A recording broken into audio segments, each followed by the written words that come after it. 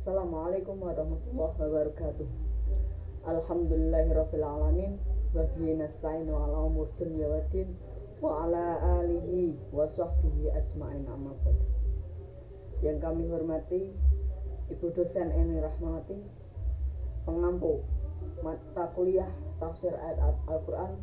Yang kami hormati teman-teman saya yang saya banggakan. Marilah kita panjatkan puja-puji syukur kehadirat Allah Subhanahu wa Ta'ala, yang mana pada kesempatan hari ini kita bisa bertemu dalam keadaan sehat walafiat. Saya di sini bertujuan untuk ceramah pendek tentang pentingnya amar ma'ruf nahi munkar dan menjaga akhlak mahmudah di era digital. Hal tersebut sesuai dengan firman Allah Subhanahu wa Ta'ala dalam Al-Quran. A'udzu billahi minasyaitonir rajim. Bismillahirrahmanirrahim. Wal takum minkum ummatun yad'una ilal khairi wa ya'muruna bil ma'rufi wa yanhauna 'anil munkar wa ulaika humul muflihun. Artinya, dan hendaklah ada di antara kamu segolongan umat yang menyeru kepada kebajikan, menyuruh kepada ma'ruf dan mencegah dari mungkar. Merekalah orang-orang yang beruntung. Quran Surah Ali Imran ayat 104. Tafsir dari ayat 104 dari Ibnu Katsir. Allah Subhanahu wa Ta'ala berfirman bahwasanya hendaklah ada dari kalian sejumlah orang bertugas untuk menegakkan perintah Allah, yaitu dengan menyeru orang-orang untuk berbuat kebajikan dan melarang perbuatan yang mungkar. Mereka adalah golongan orang-orang yang beruntung.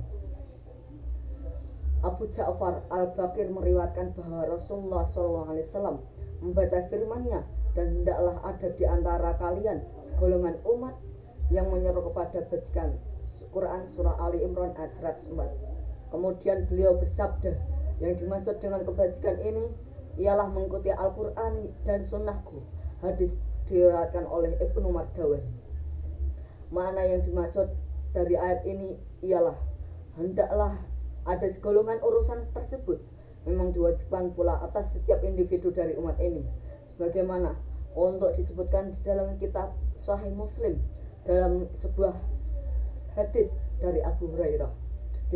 Disebutkan bahwa Rasulullah SAW bersabda, barang siapa di antara kalian melihat suatu kemungkaran, hendaklah ia mencegahnya dengan tangannya, dan jika ia tidak mampu maka dengan lisannya, dan jika masih tidak mampu juga maka dengan hatinya.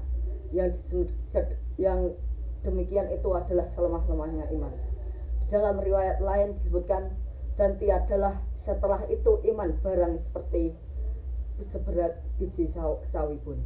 Imam Ahmad mengatakan, telah menceritakan kepada kami Sulaiman Al-Hashimi, telah menceritakan kepada kami Ismail ibnu Ja'far, telah menceritakan kepadaku Amr ibnu Amr dari Abdullah ibnu Abdurrahman Asyahil dari Huzaifah ibnu Yamal, bahwa Nabi Muhammad pernah bersabda, demi Tuhan yang jiwaku berada di dalam genggaman kuasaannya, kalian benar-benar harus memerintahkan kepada kebajikan dan melarang perbuatan mungkar, atau hampir Allah akan mengirimnya kepada kalian azab dari sisinya.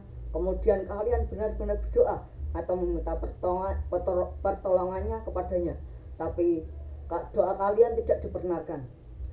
Hendaklah dari tafsiran dari Jalalain, hendaklah ada di antara kamu segolongan yang menyeru kepada kebajikan, ajaran Islam, dan menyeru kepada yang ma'ruf dan melarang dari mungkar. Mereka lah, yakni orang-orang yang menyuruh dan yang melarang tadi, orang-orang yang beruntung atau berbahagia. Min di sini untuk menunjukkan sebagian. Karena apa? Karena untuk diperintahkan untuk merupakan fardu kifayah yang tidak mesti bagi seluruh umat dan tidak pula layak bagi setiap orang, misalnya orang yang bodoh. Selanjutnya ada judul yang mengenai tentang menjaga akhlak mahmudah di era digital. Firman Allah Subhanahu wa Ta'ala dalam Quran Surah Ali Imran ayat 110 adalah salah satu pedoman identitas keislaman kita. A'udzu billahi minasyaitonir rajim. Bismillahirrahmanirrahim. Kuntum khaira ummatin ukhrijat lin-nasi ta'muru bil ma'rufi wa tanhauna 'anil munkari wa tu'minu billah. Walau amana ahlul kitab lakana khairal lakum minhumul mu'minuna wa aktsaruhumul fasiqun.